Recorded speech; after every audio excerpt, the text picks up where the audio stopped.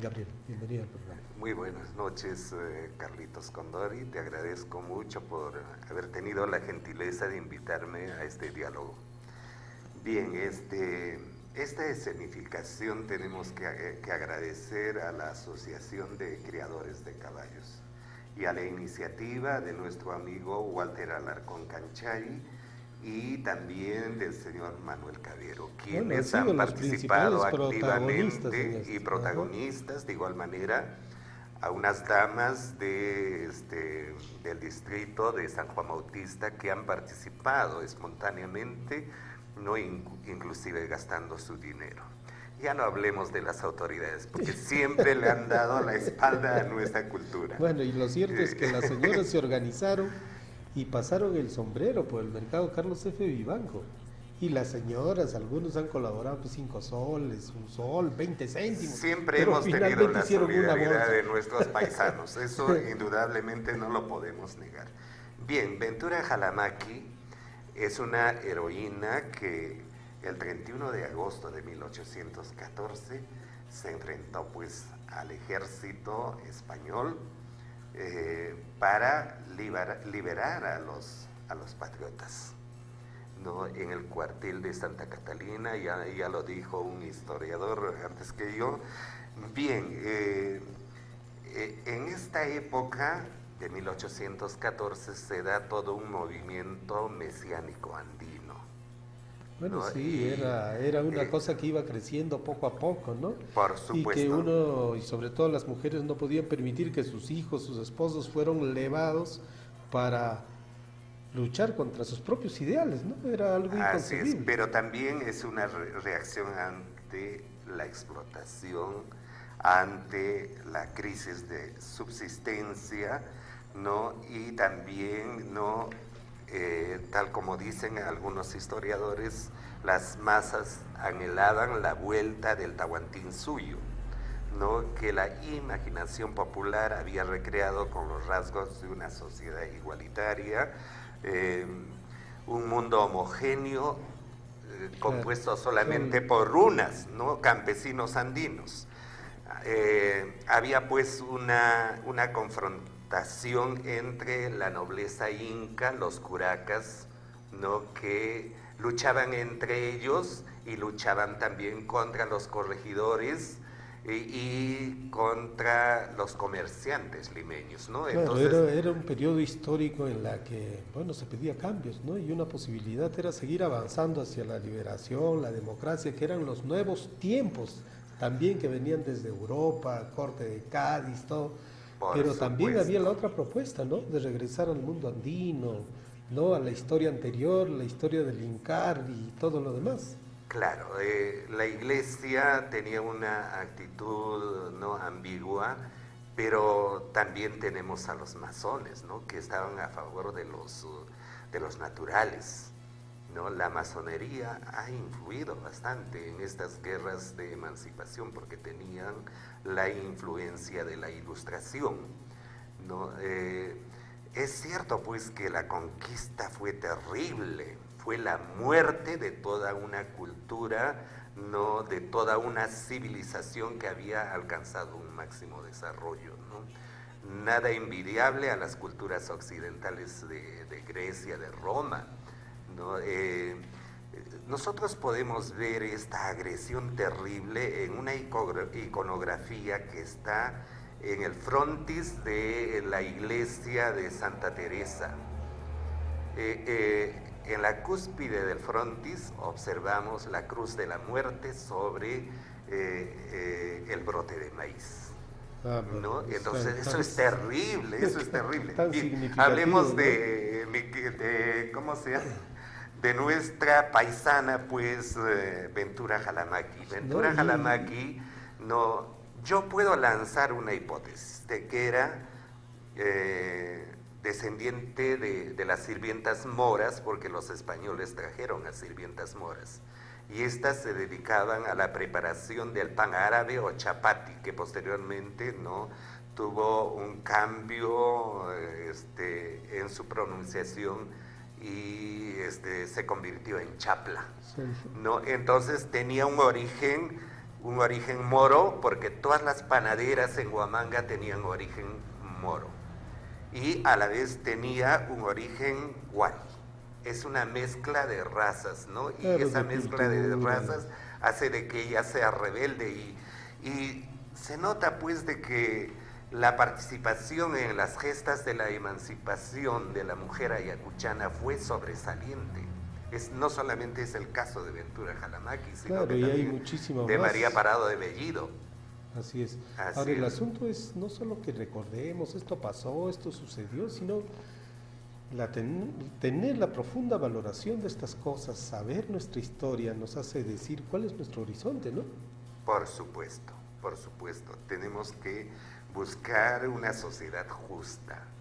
Tenemos que exigir una sociedad, ¿no?, que esté libre de la corrupción, porque lamentablemente todos los políticos son corruptos. Claro, y en este mundo donde cada uno es dueño de su destino, ¿no?, hace lo que quiere, lo que puede. Hay un patrimonialismo, o sea que piensan de que por el hecho de haber sido elegidos como autoridades, ellos pueden hacer lo que les viene en gana en Huamanga y considerar Huamanga como si fuese su chacra, pero no es así. Por algo tenemos leyes.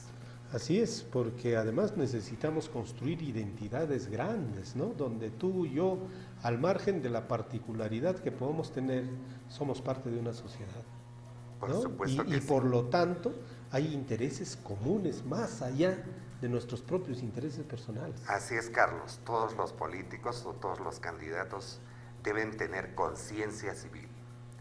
Y la mayoría de estos candidatos no tienen conciencia civil. En ningún momento no se les ha escuchado su voz y decir, no, esto no está bien, esto se debe corregir. Claro, y también en la propia sociedad civil, ¿no?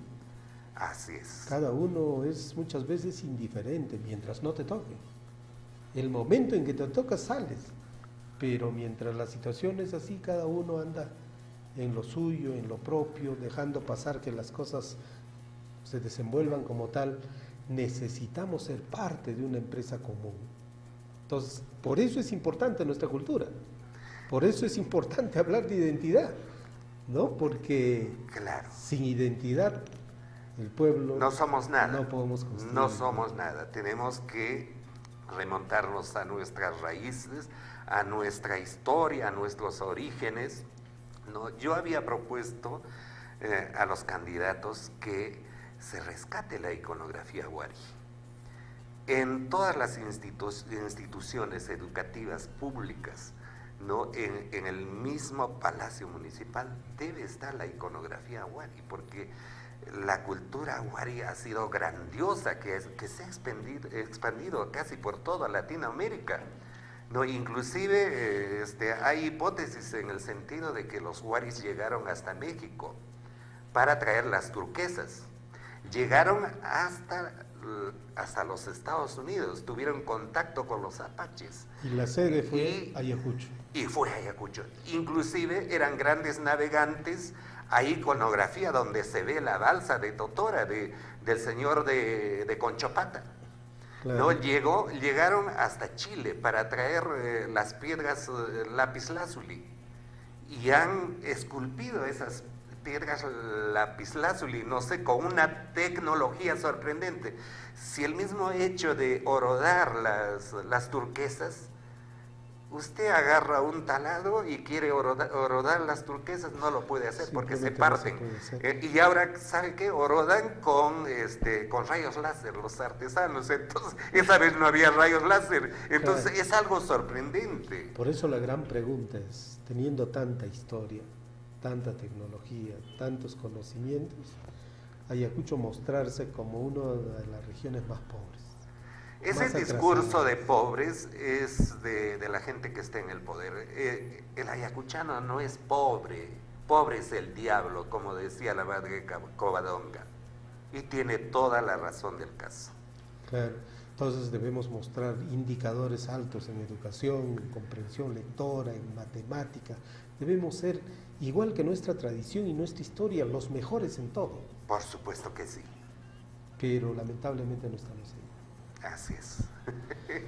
Bueno, profesor Gabriel, muchas gracias por haber venido. En realidad tenemos mucho que conversar. Seguramente va a haber otra ocasión para hablar de otros temas como el que tenemos monumentos históricos, tenemos raíces históricas que en realidad no estamos hablando y normalmente no hay espacios para conversar de estas cosas, inclusive en los propios medios de comunicación. Carlitos, te agradezco mucho. Cuánto me hubiese gustado hablar sobre Bernardino Gutiérrez, propietario de la Casa de la Capitulación de Ayacucho y de sus familiares. Y uno de sus descendientes soy yo, ¿no? Lo digo modestamente, ¿no? También existen descendientes de María Parado de Bellido. Uno de sus descendientes trabaja en Quinua, en el Colegio Libertad Americana. Debemos hacer un reportaje de ese igual que este, ¿no? Gracias. ¿No? Hay muchas familias principales de Huamanga que ¿no? proceden de ese árbol genealógico de Bernardino Gutiérrez, ¿no? Tenemos a la familia Gerí, a la familia Galvez, a la familia Pérez, Quispe Pérez o Pérez Gutiérrez, a la familia Jurado. Y vamos a encontrar ahí... Y nunca nos han invitado a izar el pabellón nacional, al menos no como una muestra de reconocimiento, ¿no? Debían, la larga historia. Debían ya invitarnos, ¿no? Y decir, a ver, todos los descendientes de Bernardino Gutiérrez acá se vienen, les invitamos, icen nuestro pabellón nacional. No, todos los descendientes de María Parado de Bellido, vénganse por acá, icen el pabellón nacional, ¿no? Lo cierto es que no solo no se hace, sino no se conoce, ni se sabe. Yo tengo este documento. Allí donde no se puede saber, en realidad no podemos exigir más, ¿no? Así es. Bueno, profesor Gabriel, muchas gracias. A usted, Carlos.